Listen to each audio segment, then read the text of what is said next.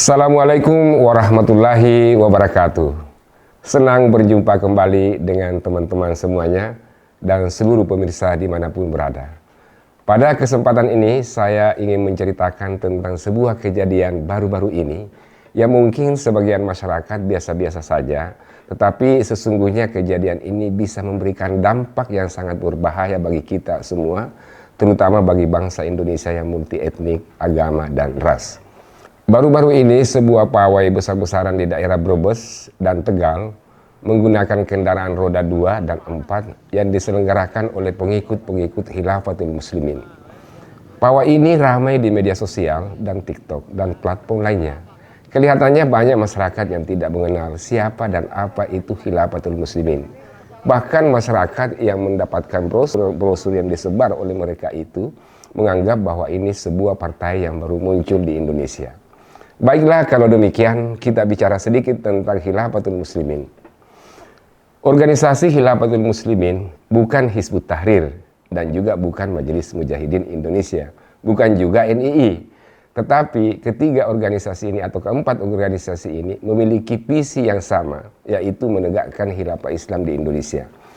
Jika Hizbut Tahrir Indonesia atau HTI bisa dikatakan masih dalam kerangka mewacanakan dan mendakwakan penegakan khilafah melalui perekrutan dari berbagai elemen masyarakat, dan setelah tiba saatnya atau ketika nanti mereka kuat maka akan mendeklarasikan tegaknya khilafah Islam, berbeda dengan Khilafatul Muslimin yang menganggap sudah eksis dan sudah menjalankan sistem khilafah.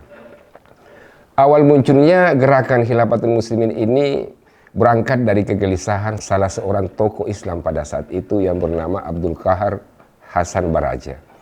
Ia lahir pada tanggal 10 Agustus 1944 di Taliwang, Sumbawa, pendiri Darul Islam di Lampung.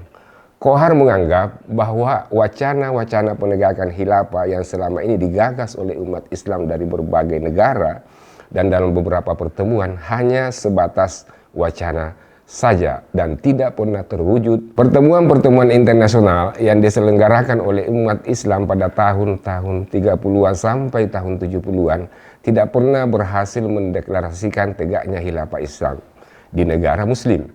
Termasuk beberapa kali pertemuan yang diselenggarakan oleh Hasan Baraja yang menghimpun ulama dari Malaysia dan Indonesia tidak pernah berhasil memilih pemimpin dan tidak ada satupun yang bersedia jadi khalifah. Oleh karena itu, Abdul Qahar Baraja menganggap bahwa tidak perlu lagi menunggu keputusan seluruh umat Islam dari Afrika, Arab, dan Asia dan menunda-nunda waktu, tetapi harus segera diwujudkan saat ini. Oleh karena itu, pada tahun 1997, Abdul Qahar Hasan Baraja mengeluarkan sebuah maklumat atau instruksi yang terkait dengan penegakan Khilafatul Muslimin yang mereka sebut Maklumatul Khilafatul Muslimin. Dan pada tahun 1999, Abdul Qahar yang mendeklarasikan berdirinya Khilafatul Muslimin yang dia pimpin sendiri. Tujuan utama organisasi dan pergerakan ini adalah untuk menegakkan khilafah Islam di Indonesia, sebagaimana yang pernah terjadi di negara-negara Arab. Dalam mensosialisasikan ide dan cita-citanya, mereka membentuk penanggung-penanggung jawab wilayah di beberapa tempat yang mereka sebutkan Mas'ulul Wilayah. Kemudian setiap Mas'ulul Wilayah ini memiliki Ummul Qura atau setingkat dengan kabupaten. Jadi Mas'ulul Wilayah sama dengan gubernur, sementara Ummul Qura sama dengan bupati. Sampai saat ini, Khilafatul Muslimin sudah ada di Surabaya, Kalimantan Selatan, Sumbawa, dan pusatnya di Lampung. Sementara struktur organisasi terdiri atas Khalifatul Amirul Mukminin. Posisi ini merupakan posisi yang paling tinggi yang dijabat langsung oleh Abdul Qahar Hasan Baraja. Di bawahnya ada Amir Daulah, selevel Perdana Menteri yang dipimpin oleh Ustadz Zulkifli Rahman. Dan di bawahnya lagi Amirul Wilayah yang terdiri dari wilayah Surabaya, Sumbawa, Lampung, serta Kalsel. Kalau kita memperhatikan struktur Khilafatul Muslimin yang tadi saya sebutkan, maka kelihatannya mirip juga dengan HTI dan NII yang semuanya sudah memiliki penanggung jawab di level-level wilayah. Teman-teman semuanya, wah, kalau kita perhatikan gerakan-gerakan ini dan hitung satu persatu, maka kita akan menemukan betapa banyaknya gerakan-gerakan di bawah tanah yang ingin menegakkan khilafah Islam di Indonesia sampai hari ini. Nah, ini perlu kita sikapi karena kelihatannya hampir sama dengan gerakan ISIS di Timur Tengah. Ya, ISIS dibentuk oleh Abu Mus'ab al-Sharqawi yang bertujuan membebaskan Irak dari gempuran AS saat itu. Mereka pawai di mana-mana, mendeklarasikan berdirinya Islamic State di Irak dan melakukan perampokan dan penculikan orang, terutama orang-orang asing atau orang-orang bule. Setelah Abu Mus'ab al-Sharqawi meninggal akibat serangan pasukan AS, muncul Abu Bakar al-Baghdadi yang kemudian mendeklarasikan ISIS atau Islamic State in Syam dan Suriah. Lalu mereka menguasai beberapa wilayah dan melakukan tindakan-tindakan kejam kepada mereka yang tidak ingin bergabung ke dalam ISIS. Oleh karena itu, kita harus mewaspadai gerakan-gerakan ini karena secara pelan-pelan akan menggiring Indonesia sama dengan Irak dan Suriah di masa yang akan datang.